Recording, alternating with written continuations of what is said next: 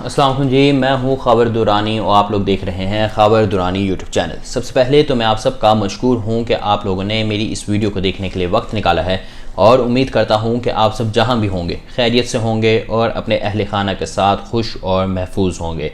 नाज़रीन, इमरान खान साहब ने बड़ा ऐलान कर दिया। जिसका इंतज़ार था, जिस कॉल का इंतज़ार था, वो कॉल इमरान खान साहब ने दे दी है।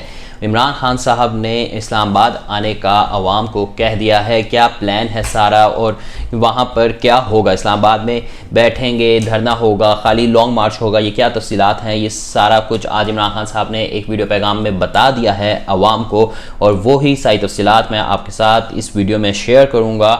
नाजरीन, दूसरे नंबर पे जो इम्पॉर्टेंट ख़बर एक है वो है इमरान खान साहब के कुछ साथी जो उनसे हैं, उन्होंने जो कैबिनेट का हिस्सा रह चुके हुए हैं इमरान खान साहब के साथ, उन साथियों ने अब उस मरासले को पढ़कर सुना दिया है। उस मरासले में क्या लिखा हुआ है वर्ड टू वर्ड।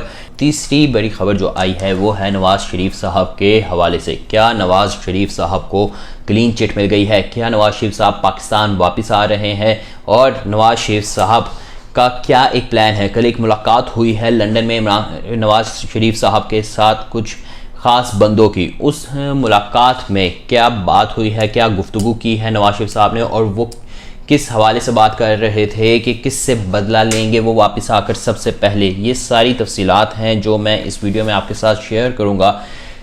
लेकिन सबसे पहले जिन दोस्तों ने अभी तक मेरे इस चैनल को सब्सक्राइब नहीं किया उन सबसे गुजारिश है कि मेरे इस चैनल को सब्सक्राइब करें ताकि मेरी हर नई आने वाली वीडियो आप तक बर वक्त पहुँच सके। तो नाज़रीन, हम आगाज़ करते हैं नवाज़ शरीफ साहब की ही खबर से। नाज़रीन, जो खबर आई है नवाज़ शरीफ साहब के हवाले से वो ये है कि नवाज़ शरीफ साहब को पासपोर्ट जारी कर दिया गया है और इस पासपोर्ट की मुद्दत जो है वो 10 साल होगी। लेकिन सवाल ये पैदा होता है कि क्या नवाज़ शरीफ साहब जब वापस आएंगे वो जेल में जाएंगे या वो रायबंद महल में जाएंगे। कुछ इशारे तो मिल रहे हैं कि शायद नवाज़ शरीफ साहब जेल में जाएं, इसीलिए कल कोट लखपत जेल का दौरा किया था शहबाज शरीफ साहब ने। वहाँ पर कुछ सेल्स को साफ़ करने का कहा गया है। क्या ये नवाज़ शरीफ साहब की आमद की तैयारी है कि शायद कि कुछ दिन नवाज़ शरीफ साहब को जेल में गुजारने पड़ें और फिर उसके बाद अदालतों से उनको रिलीफ दिलाया जा सके? अब प्लान कुछ ऐसा है कि शहबाज शरीफ साहब ने बोइंग 777 तैयारा PIA से मांगा और अब PIA के बोइंग 777 तैयारे में शहबाज शरीफ साहब, उनके ख़ास बंदे, वो जाएंगे उम्रा करने यहाँ से पाकिस्तान से और लंदन से आएंगे नवाज़ शरीफ साहब उम्रा करने। वहाँ पे इस फैमिली मिलकर ईद मनाएगी और इम्कानात ज़ाहिर किए जा रहे हैं कि ईद के बाद नवाज़ शरीफ साहब पाकिस्तान वापस आएँ बोइंग 777 तैयारे में ही। लेकिन सवाल तो यहाँ पर यही है कि जो कुछ पिछले दिनों खबरें आ रही थीं कि ताकतवर हलकों ने शहबाज शरीफ साहब को पैगाम पहुँचाया है कि इस बात को आप यहीं पे रहने दें कि नवाज़ शरीफ साहब को अभी पाकिस्तान आने की हम इजाज़त नहीं दे सकते। नवाज़ शरीफ साहब को कुछ अरसा अभी लंदन में रहना होगा, अभी पाकिस्तान आने का उनका वक्त नहीं हुआ। अगर आप ये करेंगे तो आपकी हुकूमत के लिए मसले खड़े होंगे। क्या वहाँ से उन ताकतवर हलकों से जो सा है शहबाज शरीफ साहब ने इजाज़त ले ली है? क्या उन्होंने अपनी बात मनवा ली है और नवाज़ शरीफ साहब की वापसी का फ़ैसला यकीनी हो गया है कि नहीं? ये सारी तफसीलात हैं।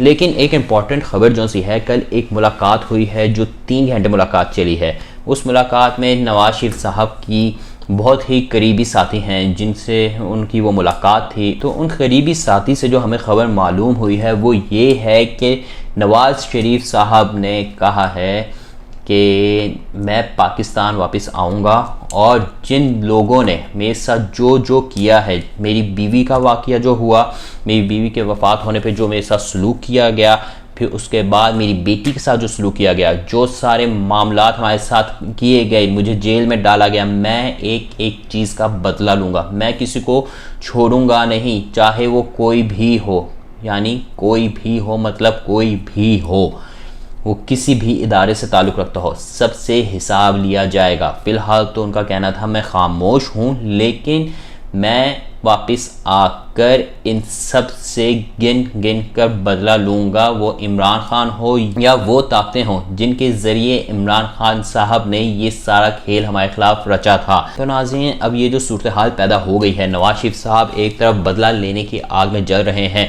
दूसरी तरफ उनके छोटे भाई डील कर हुकूमत में आए, हुकूमत बना चुके हैं। क्या शहबाज शरीफ साहब अपने भाई को समझा पाएंगे? क्या ये हुकूमत कायम रह पाएगी? क्या शहबाज हुकूमत कुर्सी के लिए नवाज शरीफ को खामोश रहने का कहेंगे?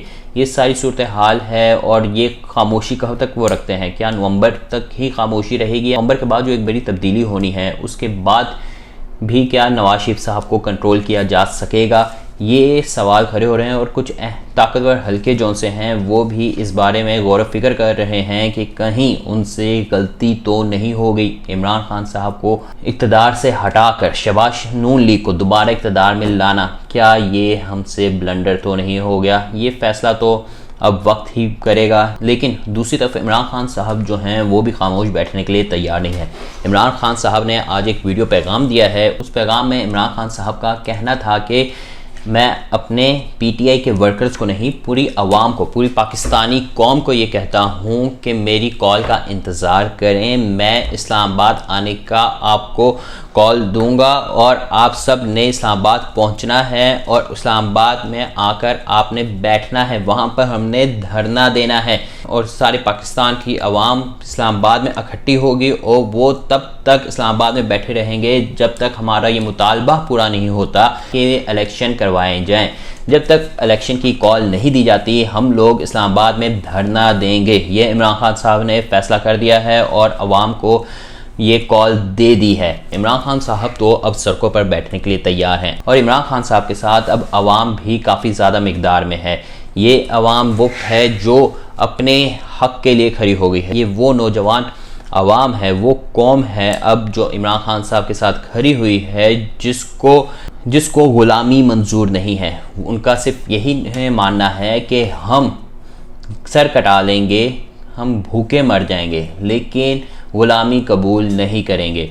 दूसरी तरफ जो बड़ी खबर आई है वो है, जो बड़ा धमाका किया है वो किया है शीरी मज़ारी साहिबा ने। शीरी मज़ारी साहिबा का एक बयान सर्कल कर रहा है, वो ये है जिसमें वो कह रही हैं कि मरासले के अंदर सारा तफसीली बता रही हैं, वर्ड टू वर्ड कोट कर रही हैं कि मरासले के अंदर ये वर्ड लिखा गया है। आप खुद बताएं इसका क्या मतलब है। आए मैं आपको पहले वो वीडियो सुना ही देता हूँ कि उसमें क्या है, आप लोग खुद सुने और फिर फैसला करें। अब मैं अल्फाज कोट करूंगी जो साइफर में थे। पहली बात कि if prime minister Imran Khan is not remove, he will become isolated with the US and he will have to take the issue head on. दूसरा है, however if the vote of no confidence succeeds, all will be forgiven. और सवाल उठता है कि prime minister तो उस वक्त इमरान खान थे, तो ये पैगाम किसको भेज रहे थे? जी नाज़रीन, आप लोगों ने सुना कि शीरी मज़ारी साहिबा क्या कह रही थी, वो क्या अल्फाज इस्तेमाल कर रही थी। और उन्होंने तो वर्ड टू वर्ड जो बताया है उनके मुताबिक तो ये यकीनन साजिश थी जो इमरान खान साहब की हुकूमत को घर भेजने के लिए की गई, क्योंकि इमरान खान साहब ने एब्सोल्युटली नॉट कहा था। इमरान खान साहब ने रशिया का साथ देने का फ़ैसला किया था। इमरान खान साहब ने चाइना के ब्लॉक में जाने का फ़ैसला किया था। इस वजह से इमरान खान साहब के ख़िलाफ़ ये साजिश रची गई और हमारे मुल्क के अंदर मौजूद बैठे भिखारियों ने उनका साथ दिया। शीरी मज़ारी साहिबा ने कुछ सवालात भी इसमें उठाए हैं जो यकीनन सोच तलब हैं, जो इमरान खान साहब भी उठाते रहे हैं कि ये पैगाम अमेरिका किसको आखिर दे रहा था। वज़ीर आज़म तो इमरान खान साहब थे, ये पैगाम आखिर किसको दिया गया, ये फ़ैसला अब आवाम ने करना है। तो नाज़रीन, ये सारी सूरत हाल मैंने आपके सामने रख दी है। अब आपने फ़ैसला करना है कि कौन सही कह रहा है और कौन गलत कह रहा है और आपने किसका साथ देना है। फिर वक्त के लिए तो इतना ही। अगर आपको मेरी वीडियो पसंद आई हो तो मेरी इस वीडियो को लाइक कीजिएगा, शेयर कीजिएगा और कमेंट सेक्शन में ज़रूर कमेंट कीजिएगा। फिर वक्त के लिए इतना ही। अल्लाह हाफिज़।